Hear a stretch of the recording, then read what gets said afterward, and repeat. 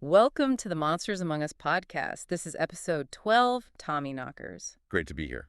Today, you're joining us as we get into the pretty unsettling lore of Tommyknockers. Yeah, these are those legendary creatures, right? Really tied into mining history. Exactly, especially places like Appalachia and out in the American West. And the stories mostly came over with miners from Wales and Cornwall, didn't they? Back in the 19th century. That's right. They had their own traditions of mine spirits. They called knockers, similar idea. So these Tommyknockers, they're generally seen as these little kind of gnome-like guys. Yeah, gnome-like beings. And they're associated with, well, both mischief and warnings of danger in the mines. It's a bit of a split personality. Right, that duality is what really jumps out, I think. Sometimes playful, sometimes, well, something else entirely. Maybe we should start with what they were supposed to look like. Good idea. What do the sources say? Well, the descriptions are actually pretty consistent. You know, picture something small, maybe 2 feet tall. Okay, tiny. Yeah, really small. Big head, though, long arms, wrinkled skin. Wrinkled skin, okay. And sometimes they mention white whiskers, or even like a greenish tint to them. Greenish? Huh. And the weirdest part, maybe, they were often said to wear these tiny little versions of miners' work clothes. Little miner outfits. That's quite an image. It really is. So, okay, strange look. But you mentioned mischief. Their behavior wasn't always just like cute or whimsical. Definitely not. Mischief seems to be kind of their baseline in a lot of stories. Like what? What kind of stuff? Well, miners would complain about tools going missing or their lunch disappearing. Annoying, yeah. Especially down in a mine. Exactly. Imagine being deep underground and someone swipes your food. But then there were the sounds, too, like laughter, echoing when no one else was around, or footsteps. Distinct footsteps down empty tunnels. Okay, that's starting to get a bit creepy. More than just pranks. Yeah, it feels designed to unnerve people, doesn't it? It does. But then there's the other side, the knocking. That was the big thing, right? The warning. Absolutely. That's sort of the core of the whole Tommyknocker thing, this knocking sound. Then miners thought it was, what, a warning about cave-ins? Many did, yeah. A warning of imminent danger. We found this one story about a miner working deep in a shaft all alone. Okay. And he kept hearing this knocking sound just above him. Tap, tap, tap. So he paid attention. He did. He decided, better check it out. So he moved just a little way down the tunnel. And moments later, the spot where he had been standing, it collapsed. Just a small cave-in, but enough. Wow. Yeah. He was absolutely convinced the Tommyknocker saved his life. You can see why an experience like that would cement the belief, wouldn't it? Totally. And it connects back to those original Cornish and Welsh knockers you mentioned. They had a similar reputation back home. Right. So it's this belief system carried over, adapting to the dangers of American mines, which were, let's face it, incredibly dangerous places. Absolutely lethal sometimes. So maybe these stories, whether real or not, they offered some kind of explanation or even comfort. What way to deal with the constant risk? Maybe even bosses would sometimes say, don't worry, the Tommyknockers are on duty. We saw that mentioned. Yeah, using the folklore. But as we look into it more, especially some of the local legends, things took a darker turn. How so? Well, this idea emerged that maybe they weren't always helpful. Maybe sometimes they were malevolent. Okay, now we're getting into the really scary stuff. From saviors to sinister. Exactly. The belief started shifting in some places. People thought maybe the Tommyknockers weren't warning miners at all. But what? That they were actually luring them, calling out their names maybe, trying to draw them into unsafe parts of the mine, abandoned tunnels. Oh, that's chilling, like a siren's call underground. Yeah, and worse, some started to think the knocking wasn't a warning, but the sound of the Tommyknockers causing the danger. You mean like weakening the supports? That was the fear, that they were actively trying to cause cave-ins, which completely flips the whole idea, right? Your protector becomes the thing trying to kill you. That is deeply unsettling. And this leads us to some specific mines, doesn't it? Like the Mamie R mine in Colorado. That story seems to really embody this darker view. It really does. Yeah. Now, some sources question if the Mamie R was even a real mine. It might be more legend than fact, but the story itself is powerful. So what's the story?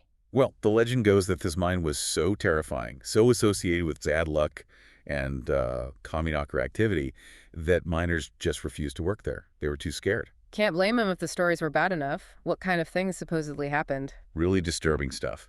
There's the tale of a miner named Hank Bull. Apparently, he heard a voice, like a child's voice, Oh, no. calling to him from down an old unsecured tunnel. His buddies warned him, "Don't go down there, Hank." But he went anyway. And let me guess. Yeah. Tunnel collapsed. Killed him instantly. That's not mischief. That sounds like intentional luring. Exactly. And after that, the miners who were left, they reported constant weirdness. Voices whispering, shadows moving just out of sight. Classic haunting stuff, but blamed on the Tommyknockers. Okay, creepy. But wasn't there something specific with the equipment, too? The windlass. Ah, yes, the windlass. The big winch mechanism for hauling stuff up. That's where things get really strange, defying explanation. What happened with it? Okay, so normally the signal bell would ring 3 times when the bucket down below was full of ore, ready to be pulled up. Standard procedure. Right.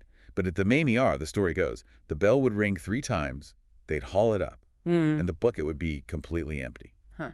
Just empty, repeatedly. Happened multiple times, apparently.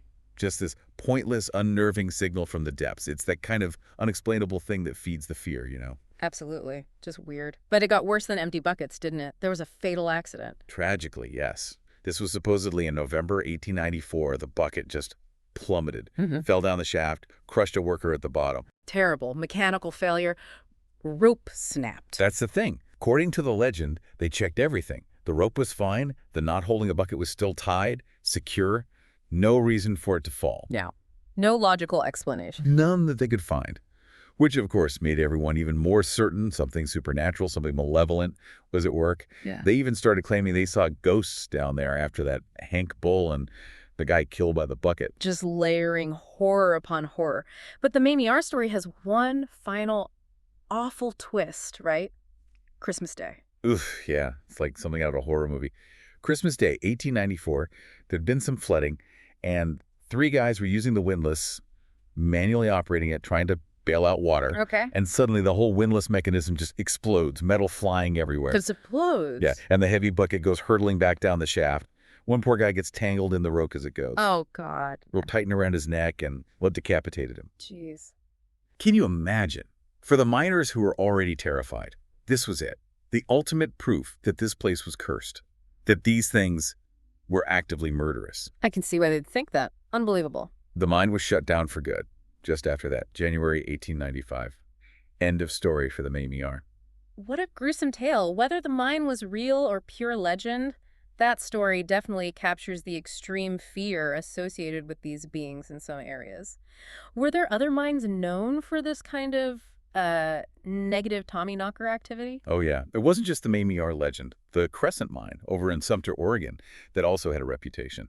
Stories there often lean towards the sinister side, too. Okay. And then there's this really stark story from a gold mine in a place called Smokeshare. This one's chillin'. Go on. 7 miners working deep underground. They all hear this distinct tapping sound. The knocking. Exactly. 4 of the miners. They immediately thought, warning, cave in coming, and got out of there fast. Smart move, maybe.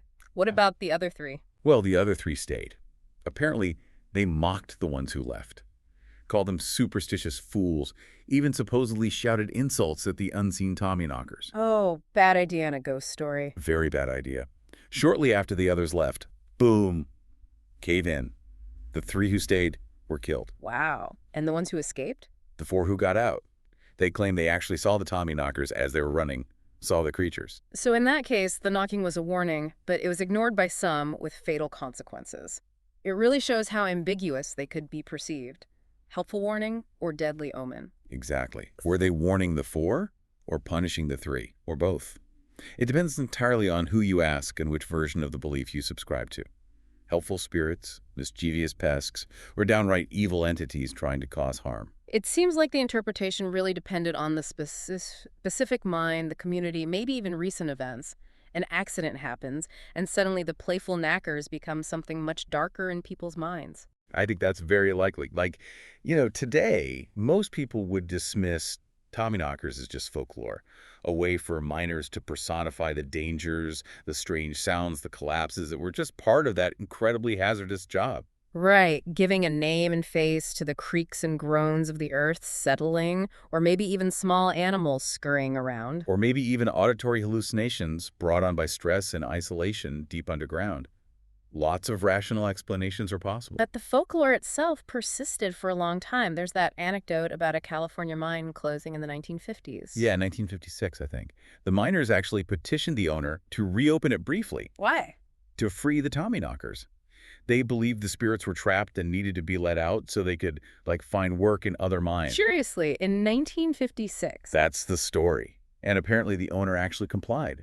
Drilled it open for a bit to let them out before sealing it again. Shows how strong the belief still was for some. That's incredible, even in the mid-20th century. And people visiting old abandoned mines today, they still sometimes report hearing strange knocking sounds deep inside. Still. Huh. So the mystery kind of lingers, doesn't it? It really does. Are Tommyknockers just superstition, a psychological coping mechanism for an incredibly dangerous job? Or is there maybe something more to these persistent tales of knocking in the dark? It makes you wonder, when those unexplained sounds echo in an old mine shaft, or when accidents happen with no clear cause, does thinking about Tommyknockers offer some kind of, I don't know, comforting explanation? Or is it just a chilling reminder of all the things that could go wrong down there? That's the question, isn't it? Comfort or chill?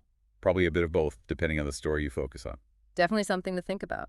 Well, thanks for joining us as we explored the often unsettling world of the Tommyknocker legend today. Always fascinating stuff. We definitely encourage listeners to maybe look into these stories a bit more. There's a lot out there. Thanks for listening.